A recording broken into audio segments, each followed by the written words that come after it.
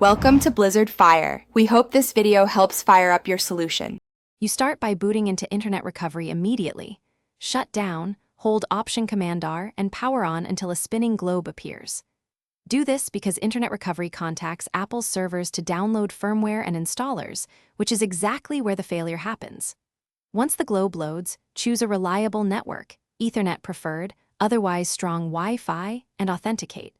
Make sure your date/time is accurate in terminal next. Wrong system date causes certificate validation to fail and prevents contact with Apple's recovery servers. You now fix two frequent causes, wrong clock and DNS issues.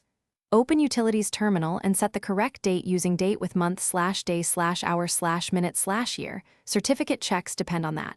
Next, ping time. Apple, COM and GS Apple COM to confirm network routing. If pings fail, change DNS to 8 or your ISP's DNS with SCUDL or network utility. Once time and DNS respond, exit terminal and retry Internet Recovery.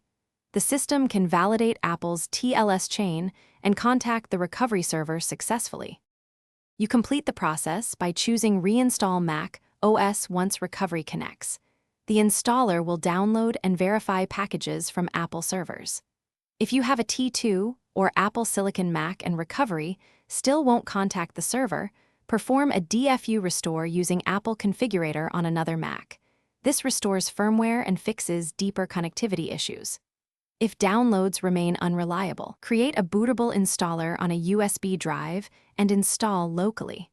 Troubleshooting tip: if anything still fails, test another network or tether via phone to isolate ISP.